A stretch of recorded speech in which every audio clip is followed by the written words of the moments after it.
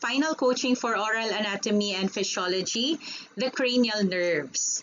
Okay, so I'm sure that you are very familiar with the fact that you have 12 pairs of cranial nerves, right?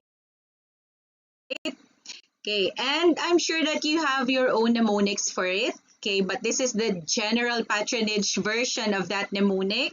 So an old Olympian treetop, a Finn and German viewed some hops. Okay, so the first O for olfactory, the second for optic, then the third for oculomotor, T for trochlear, another T for trigeminal, A for abducens, F for facial, A for acoustic. Okay, now it's vestibulocochlear. Acoustic is the old term. Then G for glossopharyngeal, V for vagus, S spinal accessory, but now it's only accessory, and then H for hypoglossal.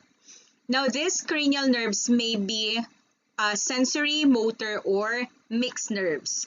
Okay, so you also have a mnemonics for that. Okay, again, this is the GP version of it. So some say merry money, but my brother said big brains matter more. So S for sensory, M for motor, and B for mix. So what are the purely sensory cranial nerves? Okay, that's cranial nerve number 1, 2, and 8. Okay, so olfactory, optic, and vestibulocochlear.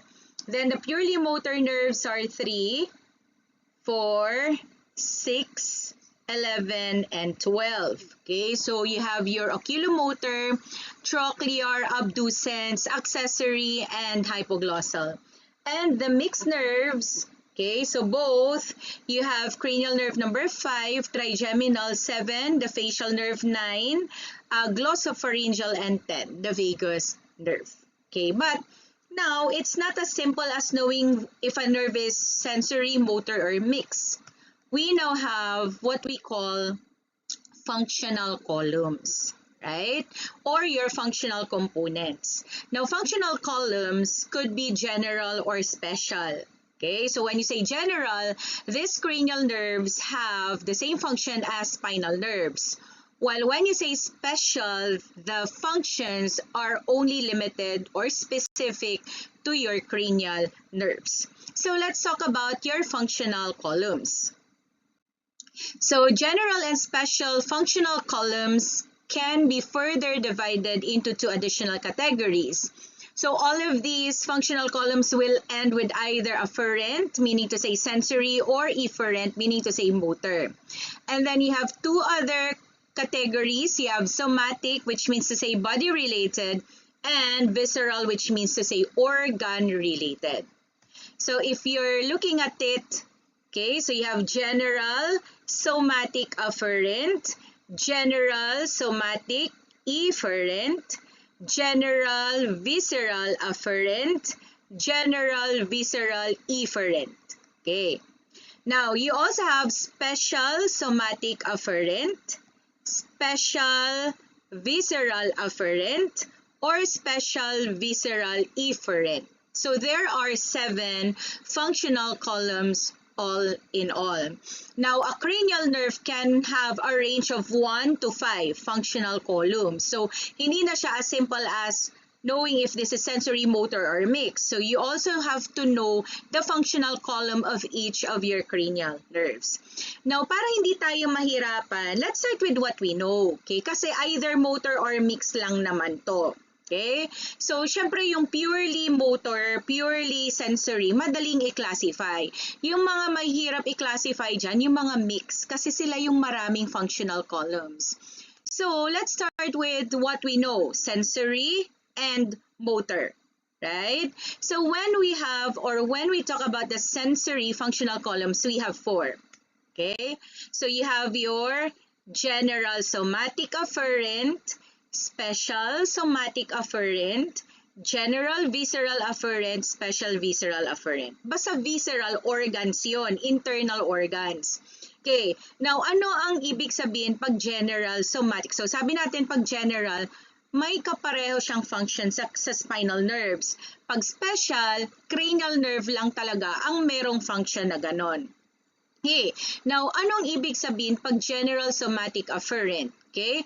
It will include our exteroreceptors and proprioceptors. So lahat ng nararamdaman natin from our external receptors. Ano ba yung exteroreceptors natin? Free nerve endings, end bulb of Cross, Pacinian, yung mga yon. Okay, so touch, hot, cold, pressure, vibration, itch, tickle, pain.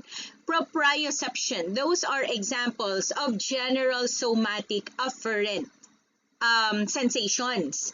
Okay, so this will, general somatic afferent will include again exteroreceptors and proprioceptors. Now, pag sinabing special somatic afferent, this will include vision and hearing and equilibrium.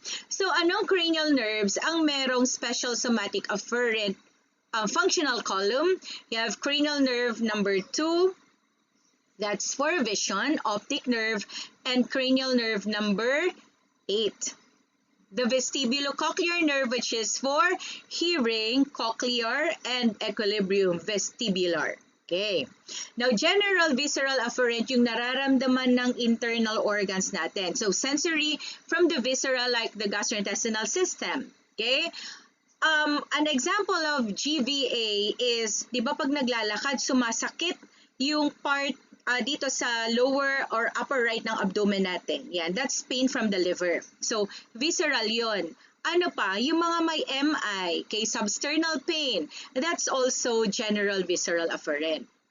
And then, special visceral afferent pertains to olfaction, so that's cranial nerve number 1, and taste. So, may tatlong cranial nerves na related sa taste. So, ano yung mga yon? You have cranial nerve number 7 for the anterior 2/3 of the tongue, cranial nerve number 9 for the posterior 1/3, and cranial nerve number 10 for the root of the tongue, and taste buds scattered on the epiglottis and the soft palate. Yan. Okay? So, yung mga special madaling i-identify kasi nga specific to cranial nerves lang yan. Okay? So, may specific na cranial nerve na may ganyang function. Okay? So, madaling i-classify yan. Okay, so number 89, special visceral afferent fibers for taste. O, taste daw.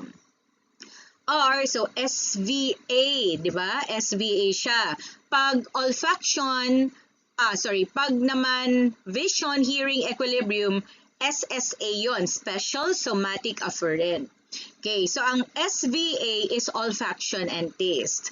So they are conveyed in which of the following cranial nerves? Ano ulit? Pag anterior 2/3, 7. Pag posterior 1/3, 9. And the root of the tongue, 10. So 7, 9, 10. So 7, 9, wrong yan. So 7, 9, 10. So the correct answer is letter B.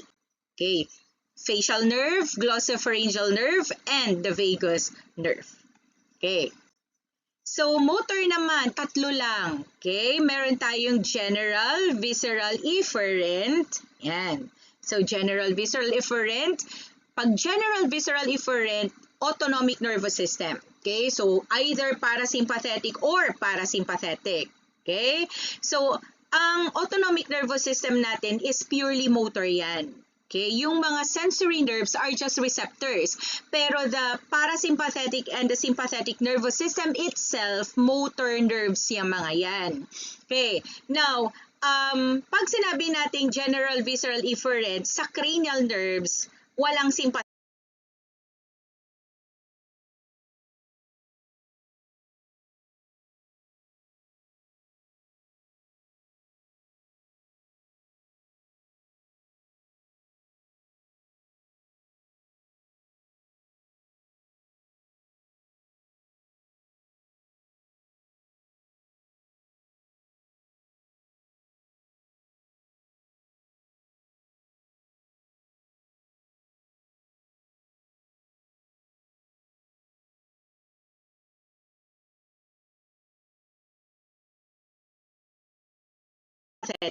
Okay? We only have cranial nerves with parasympathetic.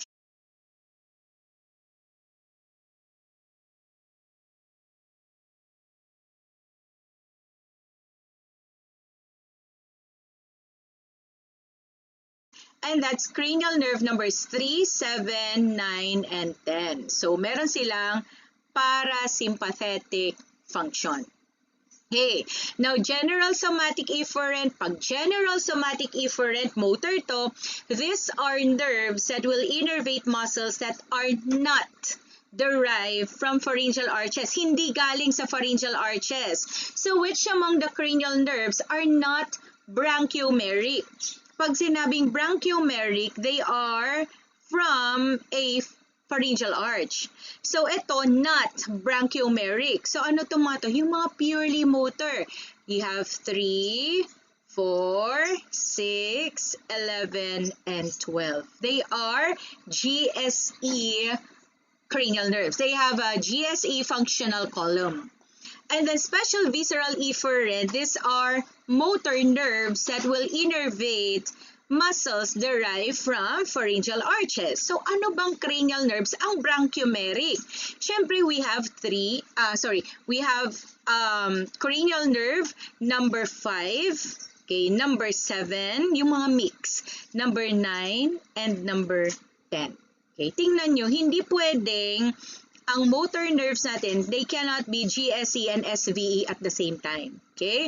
So, ang cranial nerves natin, pag linasify na natin siyang GSE, GSE lang talaga siya. Pag linasify nating SVE, SVE lang talaga siya. Hindi pwedeng both. Okay? Okay, so number 90, preganglionic parasympathetic fibers pass through which of the following structures? Okay, so ano ba yung may parasympathetic function? 3, 7, 9, 10. Tama? Okay, so ang ina-ask niya ay foramina kasi pass through which of the following structures? So ano ba para kay cranial nerve number 3? Superior orbital fissure. 7, stylomastoid foramen. Okay. 9 and 10, jugular foramen. Tama? So, tingnan natin. Foramen ovale, no. Stylomastoid foramen, okay, pwede. Okay. Foramen magnum, hindi. Okay. Hypoglossal canal, hindi.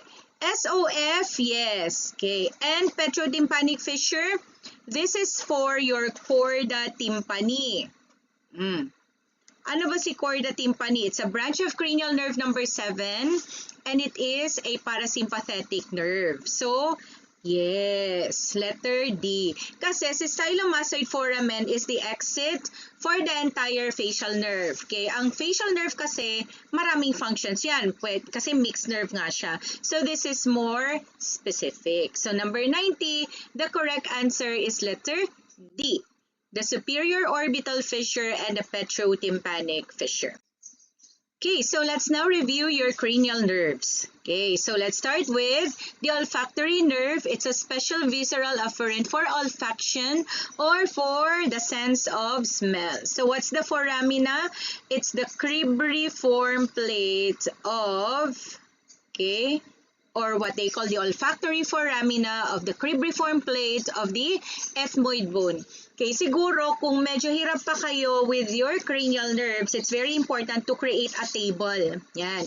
So, doon si cranial nerve, ano yung functional column niya. So, especially kung marami siyang functional columns, lagay nyo ano yung action niya, action ng function ng column na yon, ano yung foramina niya. Okay? So, nasan yung foramina na yan? Okay, anong bone? Kasi sometimes, alam natin yung foramina, but then we don't know what bone, on what bone you could find the foramina. Kaya dapat alam din natin, nasan ba siya? Nasa sphenoid ba siya? Nasa ethmoid ba siya? Most of the foramina can be found in the ethmoid bone. Okay, so nasaan ba? Sphenoid bone, I mean. So meron tayo sa ethmoid, may sphenoid, may occipital, may maxilla, may mandible, meron din tayong sa temporal bone. Yan. So, doon natin makikita yung mga foramen na yan. Okay, next we have the optic nerve. It's a special somatic afferent nerve for vision. And the foramina is the optic canal which you find in the sphenoid bone. Okay. And then cranial nerve number 3, the oculomotor nerve. Okay, so it has two functional columns. It's a GSE. Ano ulit pag GSE? It's a motor nerve, efferent yan, that will innervate muscles that are not derived from pharyngeal arches, like a majority of your extraocular muscles, yung nagpapamove sa eyes natin, up, down, okay, sideways. Yun yung mga extraocular muscles. So you have a mnemonics that will include your oculomotor nerve, so SO4, LR6, and all the others 3. Tama? Okay, so yung others 3.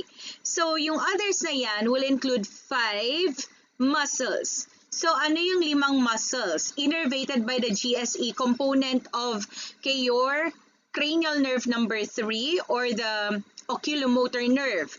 Kung may SO, superior oblique, may inferior oblique. Kasi si superior oblique, cranial nerve number 4, di ba? Kung may lateral rectus, so dalawang oblique muscles lang yan. Kung may lateral rectus, may medial rectus. Tama? So si lateral ang nag-i-innervate 6. Okay, cranial nerve. Ang rectus, 4 yan. So kung may medial, may lateral, may superior rectus, at may inferior rectus. Okay. At ano yung ikalima? The muscle that will elevate your eyelids to open your eyes. Okay? So when you are opening your eyes, you're elevating your palpebrae. So that's your levator palpebrae superioris. Whenever you hear the word palpebra, it pertains to your eyelids. Okay? Superioris. Yan. Okay, so those are the 5 muscles, okay, that are innervated by the GSE component of your oculomotor nerve. Okay, I just want to clarify, pag closing or blinking, orbicularis oculi yon. It's a muscle of facial expression. Pero pag open, ibang muscle ulit yon. Kaya nga in ptosis class, 2 cranial nerves ang pwedeng involve. Pwedeng 7 kasi you cannot close, or 3 because you cannot open. Okay? Yung ptosis, iba yung partially closed na eyelids. Now, sabi natin, ang cranial nerve number 3 also has a GVE component. Erase ko na ha, okay, para ma-discuss naman natin yung GVE component ng cranial nerve na to. So, GVE pertains to your parasympathetic function. Okay, now, kung parasympathetic function, you take note of the ganglia associated with this parasympathetic nerves. So for cranial nerve number 3, the ganglia is the ciliary ganglia. Okay. Now, ano ang i-innervate ng parasympathetic function, parasympathetic branches ng cranial nerve number 3? Kanina sabi natin extraocular muscles. Pag naman parasympathetic, intrinsic. Ito kasi extrinsic muscles of the eye, intrinsic muscles of the eye. So one you could find on the iris and the other you could find on your lens. Okay, so what are the muscles innervated by the GVE component of the oculomotor nerve? One is your sphincter pupillae. Ito yung nasa iris natin, controlling your pupil diameter. So when the sphincter pupillae, sphincter nga, pag sinabing sphincter, it will constrict an aperture. Yan ang ibig sabihin ng sphincter. So it will cause pupil constriction or what you call miosis. Diba? Okay, ito yung tinatawag yung miosis. Now, the other, so ang mydriasis, which is the opposite, is sympathetic. Okay, anong muscle naman yon? Dilator or radial pupillae. Okay, ito, circular muscles of the iris, ang ibang pangalan nito. Yung mas popular, sphincter pupillae. Yung isa, yung sympathetically innervated, ang tawag nyo doon, dilator pupillae or radial muscles of the iris. So yun naman yung nagkukos ng pupil dilation. Now the other muscle is your ciliary muscle which acts on your lens. So kapag nag-contract si ciliary muscle, what does it do? It causes the lens to thicken. Okay, so your lens will thicken. And what will happen if your lens thickens? You can see near objects. So when you are viewing near objects, your lens thickens. Anong tawag natin sa ability of your eye to focus on near objects? That's accommodation. Yan. Okay, so the lens thickens so that you could see and focus on near objects. So those are the muscles innervated by the oculomotor nerve through its two functional columns, GSE and GVE. Number 3, ang foramina niyan, superior orbital fissure. Okay. Next, you have the trochlear nerve. The foramina is also the superior orbital fissure. Okay, so it's a GSE nerve like the oculomotor nerve innervating one extraocular muscle of the eye. So it's part of your SO4, LR6, all the others 3. So it innervates your superior oblique muscle. Yan. And syempre, yung favorite natin na cranial nerve, trigeminal nerve. If there is a cranial nerve that we should really know by heart, ito yun. It has two functional columns, GSA, so afferent siya, general sensory afferent. Yung lahat ng nararamdaman natin, hot touch, cold pain, proprioception, to the major part of the head. And SVE, it has a motor component that will innervate muscles derived from the first pharyngeal arch. So ano-ano tong mga muscles derived from the first pharyngeal arch? You have your thigh muscles, the muscles of mastication plus mat. Okay, ano si mat? Mylohyoid, anterior belly of digastric. Okay. Tensor, dalawang tensor yan. Tensor tympani, which is in your middle ear. Anterior belly of digastric. Ang digastric ay suprahyoid muscle. Okay? Mylohyoid, ganun din. Suprahyoid muscle din yan.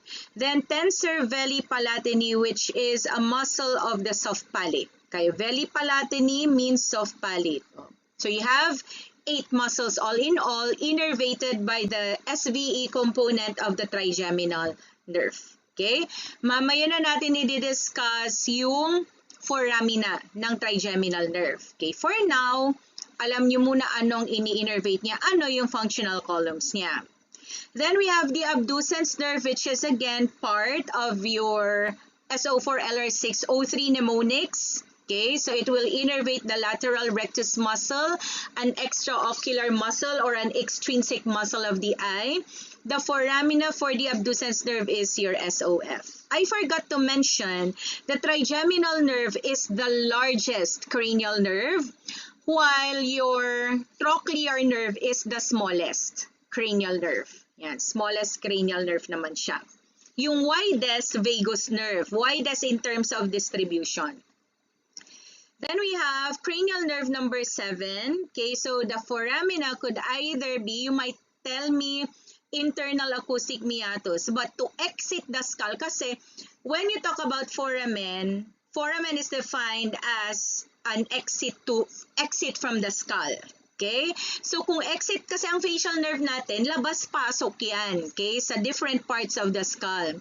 So isa, pag lumabas siya ng internal acoustic meatus, nasa loob pa rin siya, it's still within the skull. Okay? So yung exit talaga niya from the skull is the stylomastoid foramen.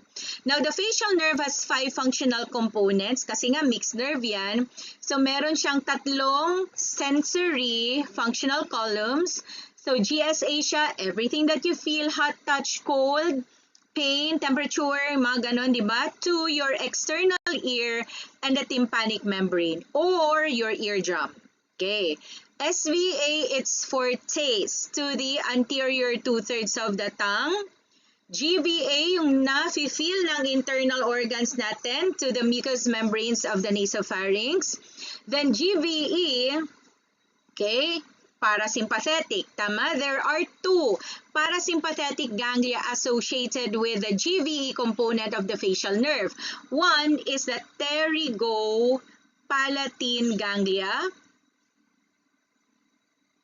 Okay, para saan to? For tear secretion. Ano pa? For secretion of your secretion ng nasal glands. Yan, pharyngeal glands. Okay, so yung mga yan. The other ganglia is the submandibular ganglia. It will cause salivation from your submandibular and sublingual salivary glands. So, dalawang ganglia ang associated with your facial nerve.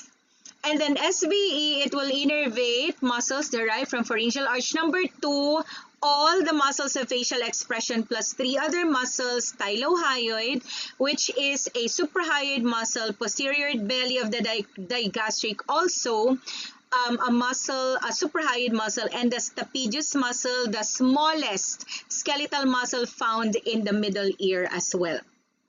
Okay. Number 90, preganglionic. Preganglionic. Parasympathetic fibers, parang naulit ko lang to. Okay, the answer is letter D. Number 90, the correct answer is letter D. Superior orbital fissure and petrotympanic fissure. 91. Which of the following is the nerve that supplies the mimetic muscles? Okay, from the word mime. Ano bang nakikita natin sa mime? Diba? They do not speak, but you could see expressions. Diba? You know that they're happy, sad, laughing, because okay, they use muscles called your mimetic muscles. And what are these? The muscles of facial expression. So the nerve that innervates the muscles of facial expression is, yes, the facial nerve. Okay, letter B. Okay. Now, let's move on to cranial nerve number 8. Okay, so this is a special somatic afferent nerve for vestibulo. Whenever you hear the word vestibulo, it's for balance or equilibrium. Cochlear is for hearing. Okay, and the foramina is the internal acoustic meatus or the internal auditory canal.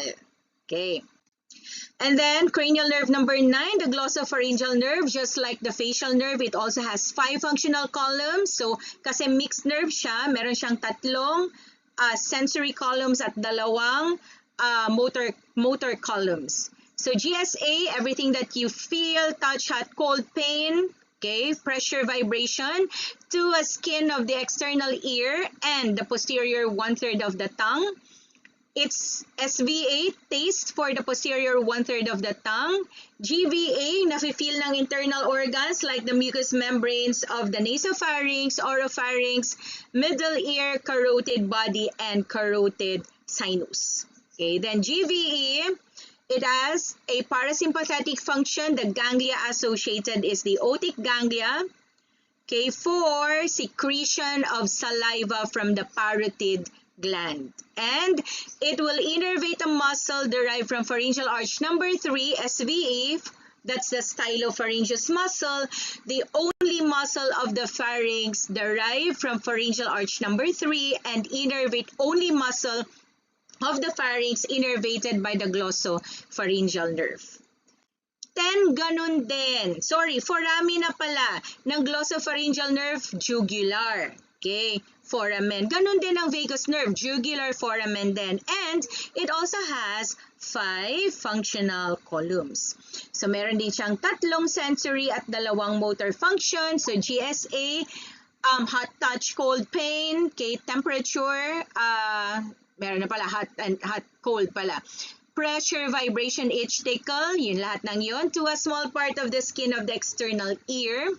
O, di ba yung skin ng external ear natin, tatlong cranial nerves. Okay, 7, 9, 10, di ba?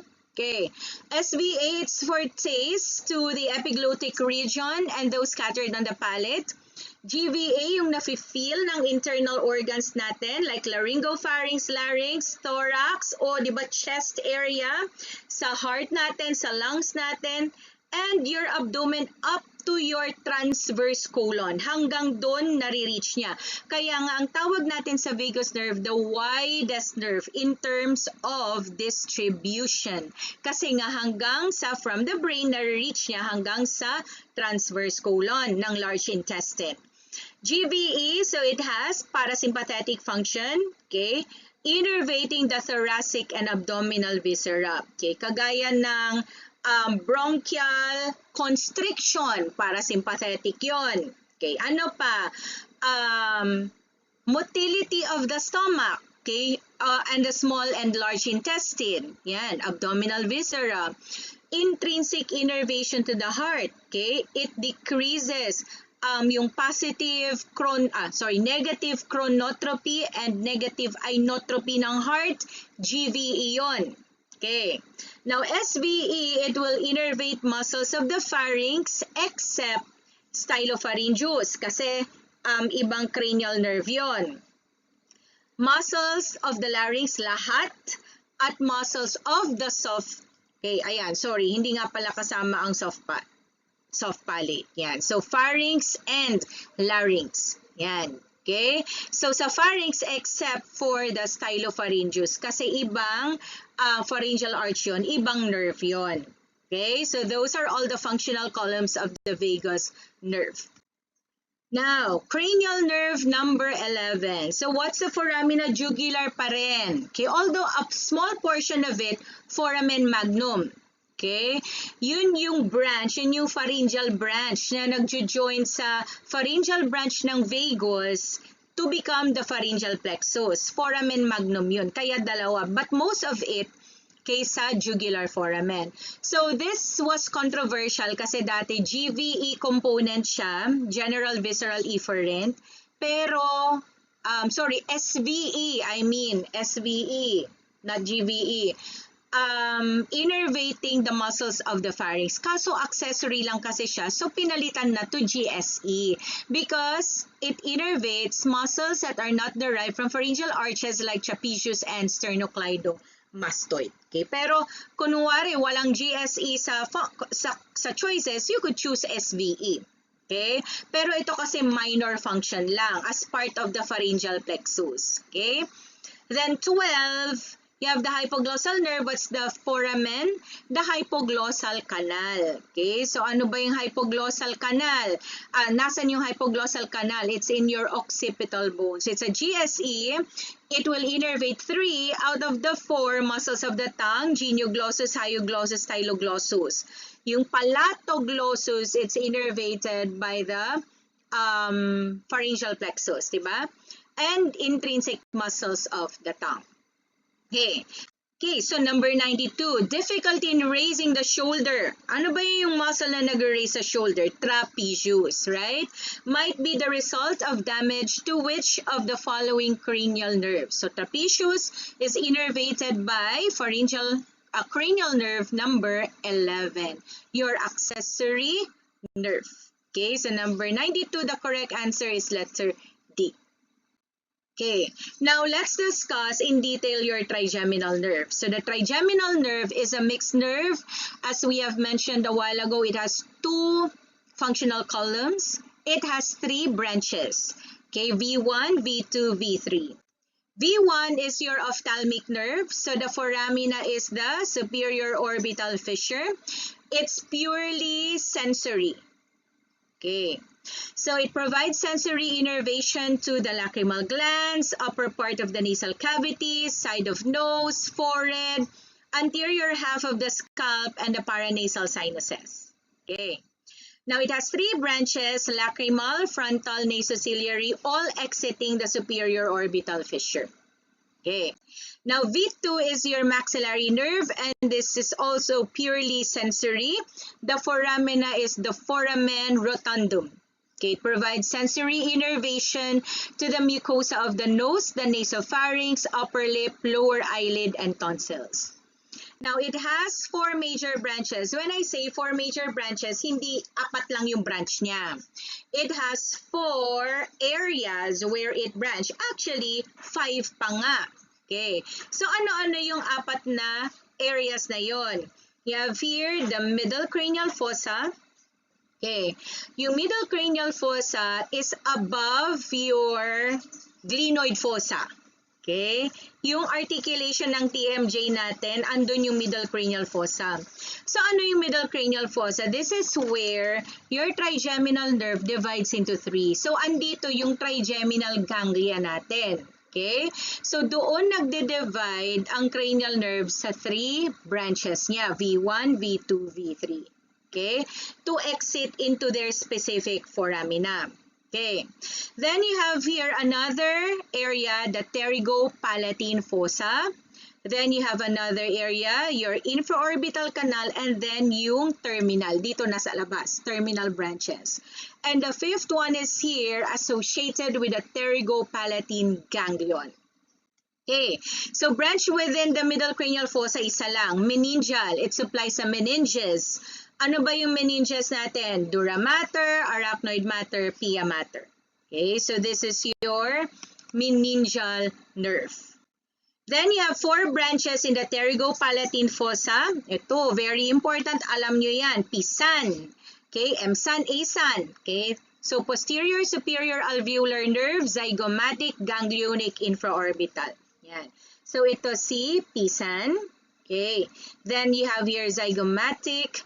Etong branch na to, infraorbital, at itong dalawa dito, ganglionic. Okay.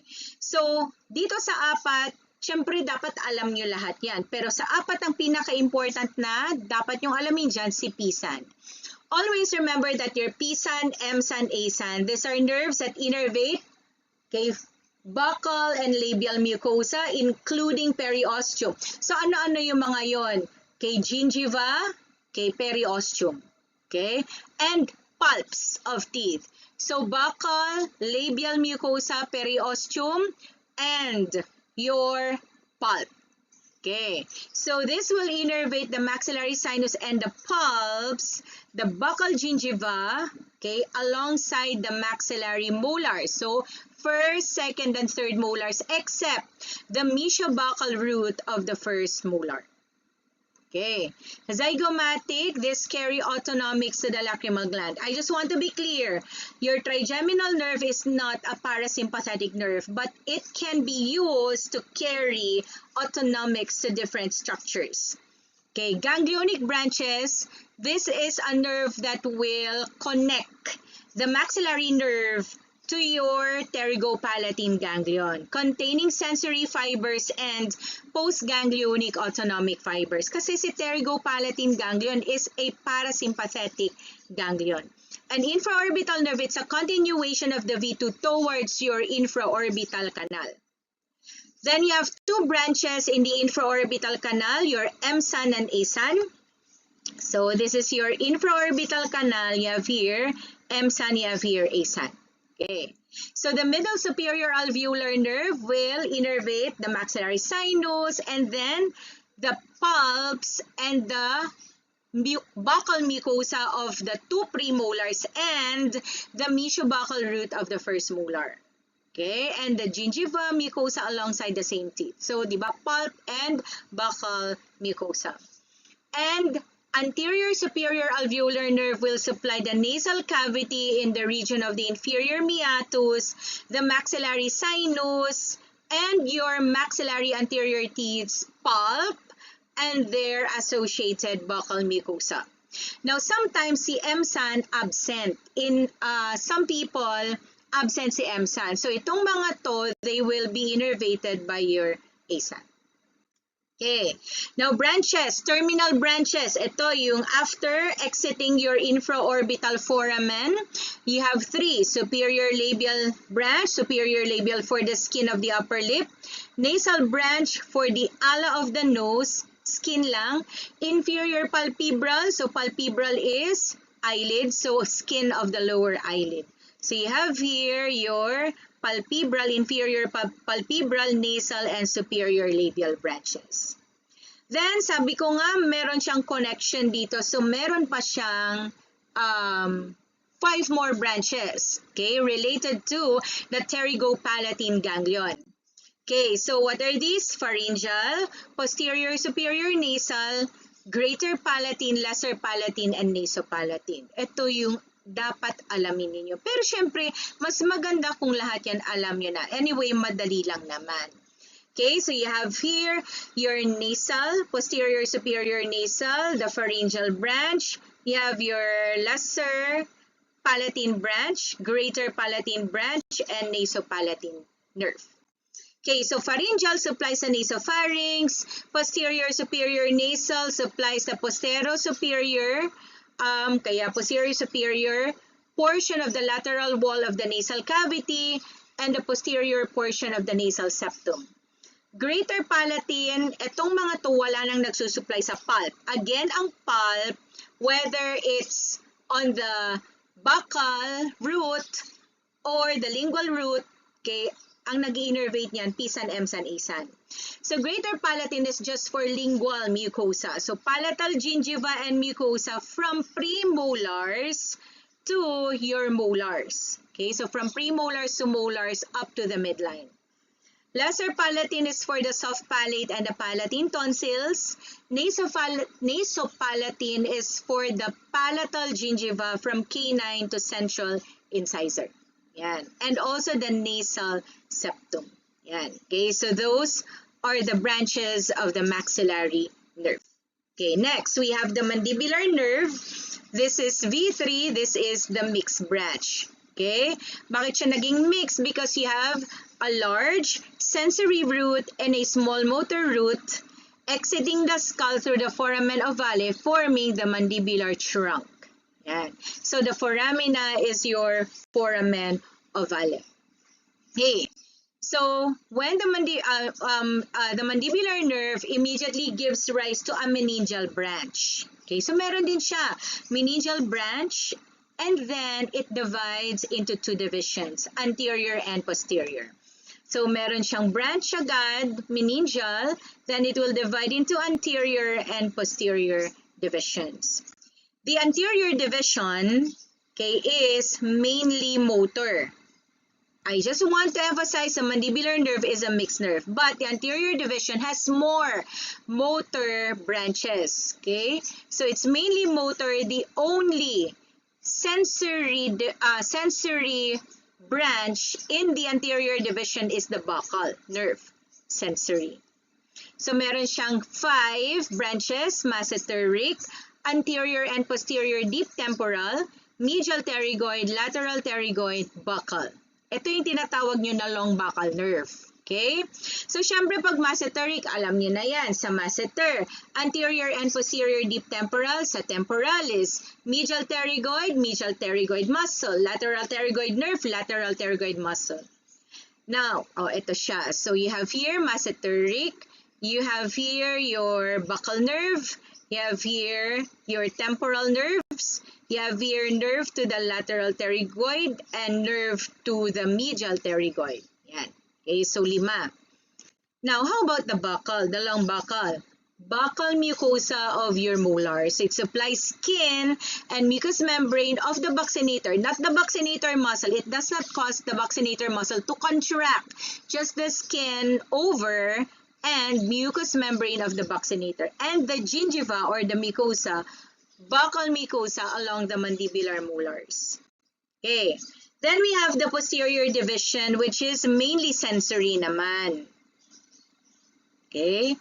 Except for one motor branch, the mylohyoid nerve.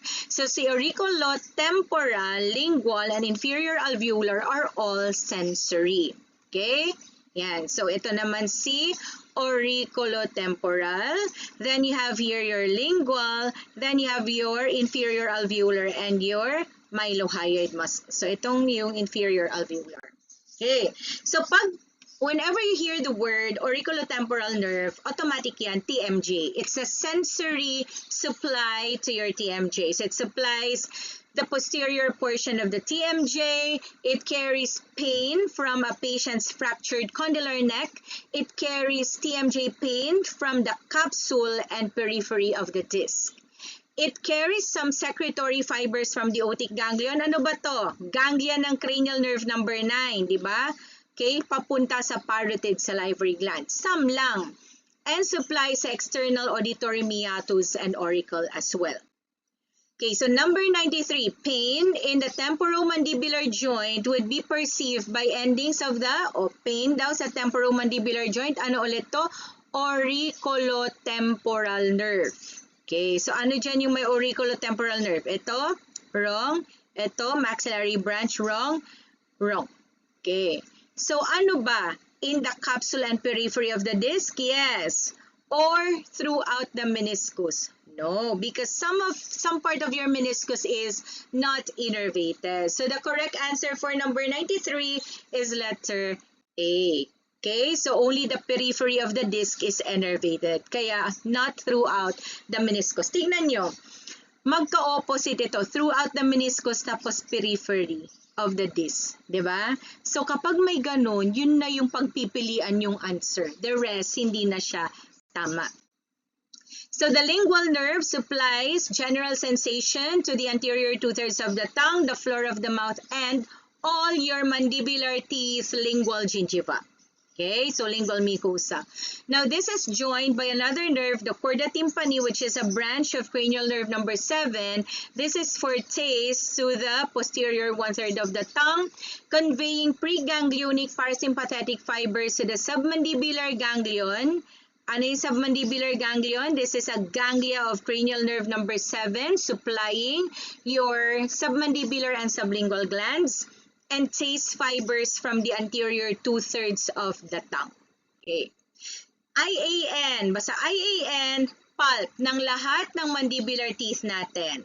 Okay, so it provides innervation to all the pulps of your mandibular posterior teeth. But it has two branches. Mental nerve and incisive nerve. So ito yung terminal branches niya.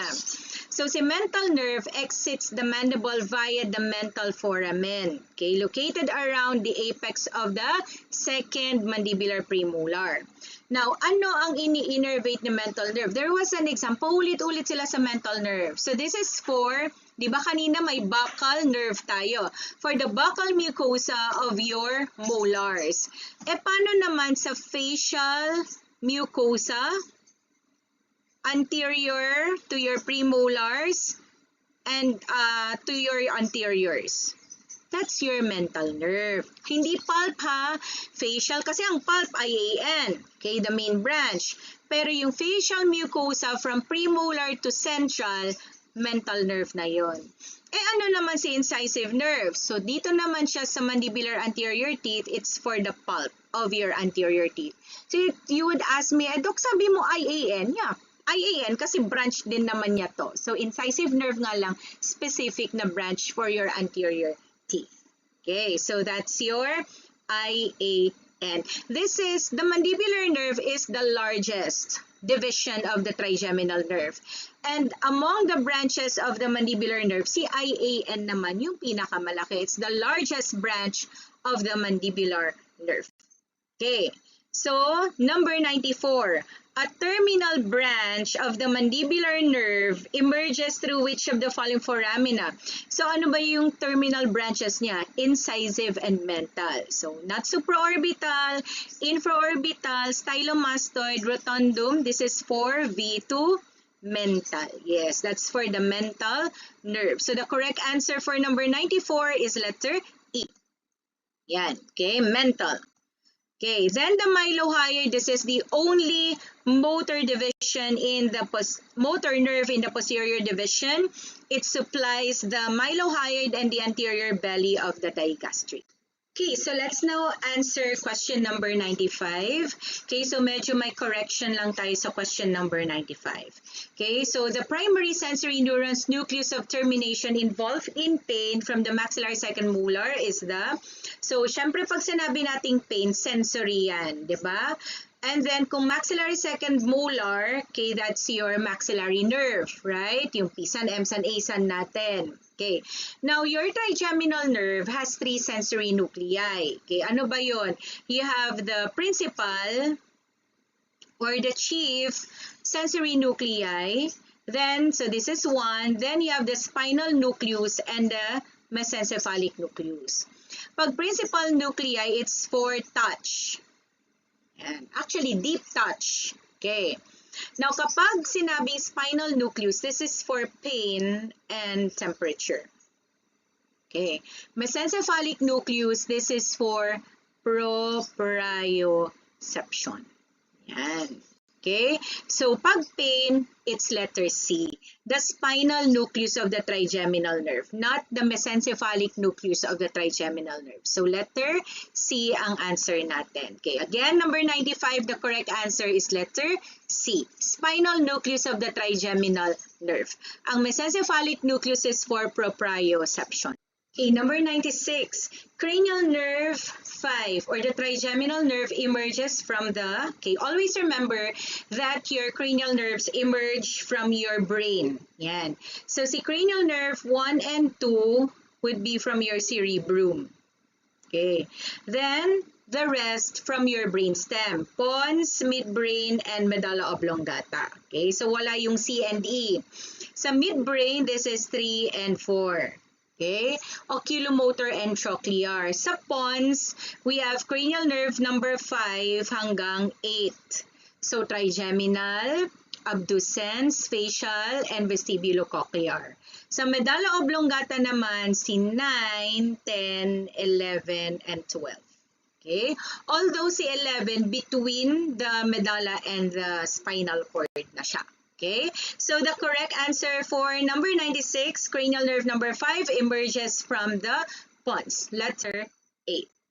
Number 97, the trigeminal nerve distributes SVE o motor daw. Okay, pag sinabing SVE, it will innervate muscles derived from pharyngeal arches. Ano-ano ulit yon? Time, muscles of mastication, then si MAT, mylohyoid, anterior belly of digastric, tensor tympani, and tensor veli palatini. So temporalis, yes, but not the frontalis. This is from pharyngeal, this is innervated by 7. Temporalis, but not the buccinator, 7 din ito. Tensor veli palatini, yes. Tensor tympani, yes. Posterior belly of digastric, no, 7 ito. Okay, and stylohyoid parehong 7. So the correct answer for number 97 is letter C, tensor veli palatini and tensor tympani. Okay. Number 98, each of the following foramen transmits nerves containing SVE fibers except one. Which one is the exception? Ano ba si SVE? Cranial nerve number 5, yung nag-innervate ng mga muscles coming from pharyngeal arches. 7, 9, and 10. So ano to? Since motor, this is V3, so foramen ovale. 7 is stylomastoid foramen. Okay? And itong dalawang to, jugular. Tama? So yes, foramen ovale, jugular. Not the hypoglossal, yes, stylomastoid foramen. So number 98, the correct answer is letter C. Hypoglossal canal transmits your hypoglossal nerve, which is GSE nerve. It will innervate muscles not derived from pharyngeal arches. Number 99, the motor division of the trigeminal nerve leaves the skull through the, ano yung motor division? V3. The mandibular nerve, the foramina is the foramen ovale. Rotundum is for V2. Okay, superior, walang cranial nerve ang nag-exit sa inferior orbital fissure. Ang superior orbital fissure, this is for cranial nerve number 3, number 4, V1, di ba? Okay? Yung your ophthalmic nerve, and then 6. Okay? So 6. Yan. So yan yung nag-exit ng superior orbital fissure. And the last number, the jugular foramen transmits which cranial nerves? 9, 10, 11. Diba? Okay, so the correct answer is cranial nerve number 9, 10, 11. Okay, the correct answer is letter B. 7, stylomastoid foramen. Jugular, si 9, ito hypoglossal. Itong dalawa, jugular, pero ito hypoglossal. Okay, so itong dalawa also is jugular, ito naman hypoglossal. So the correct answer for number 100 is letter B. And that's it for your final coaching for oral anatomy and physiology. Okay, so again, I would like to leave you with this. Set a goal that make you want to jump out of bed in the morning with just a few days before your exam. Okay, I'm sure na kahit walang alarm clock na nagigising na kayo. But I hope that you see in front of you your own licenses. Okay, so that's the reason why you are exerting a lot of effort. Okay, so that one of these days before the year ends, okay, you will receive the greatest gift ever. Okay, and that's your license to practice dentistry. And of course, okay, I will not end this lecture without me asking you, future licenciados, top ranked doctors, what's your goal? To top the board exam. Okay, and that's all for oral anatomy and physiology. Thank you very much.